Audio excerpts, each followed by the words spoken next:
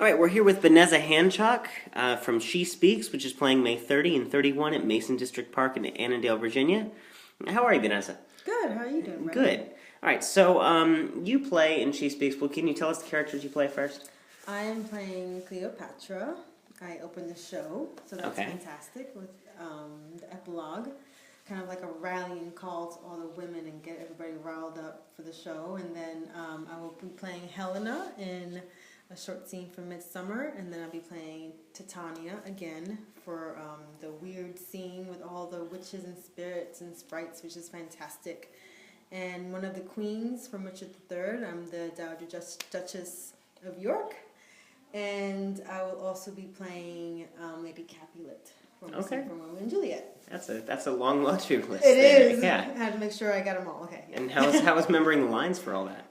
A little challenging. Luckily, my non-theatrical husband has been voluntold to help me with my lines, and I have myself recorded, so I listen to myself on my way to work, before I go to bed, when I'm supposed to be doing, when I'm working at home.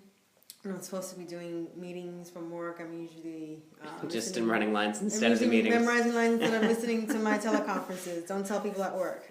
But I find time. I just find whatever time I can to try to get my lines in. When I'm at work and I'm supposed to be writing stuff, I find the time. So. Well, this is only going on the internet, so... Okay, great. Don't tell anyone. All right. So, out of all those characters, which is your favorite to play? That's like asking what's my favorite dessert.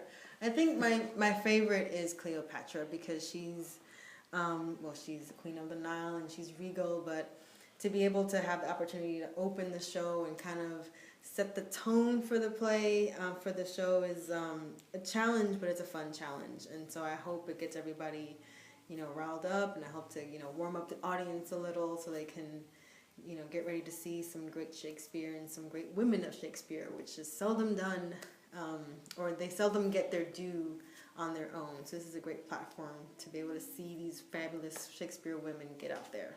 You said you were playing Titania again, right? What kind of Shakespeare have you done before? I love doing classical theater. That's my thing. So I've played one of the witches in the Scottish play.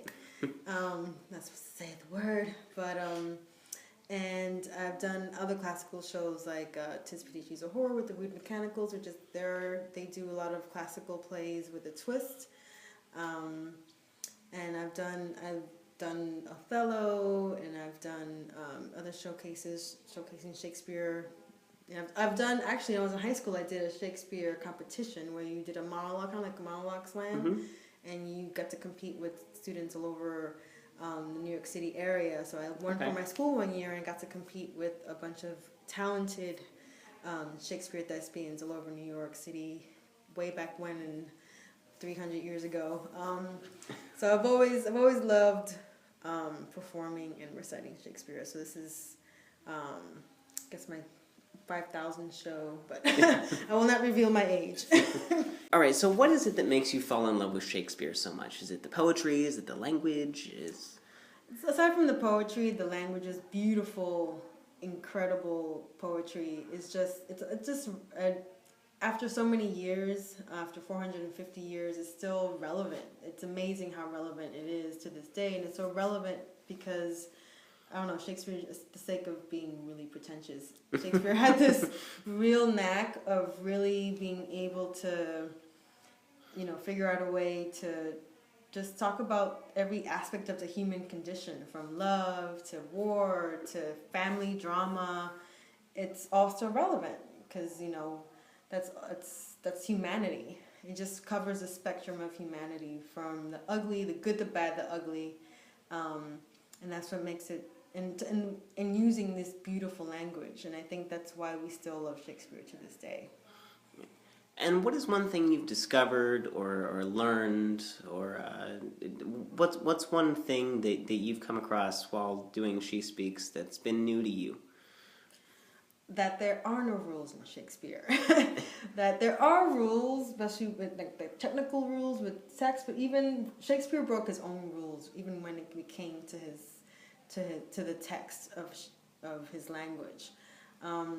and that there are no rules in the way you play them. We take a lot of these speeches, a lot of these scenes, a lot of these monologues out of its context, and we kind of present them in a very interesting way. And I think that's what makes Shakespeare even more so relevant, is that the ability to take these words and these speeches and these scenes and kind of throw them out of, you know, the world of their own play and kind of mix them up. And it's just so cool. So that's definitely the biggest thing.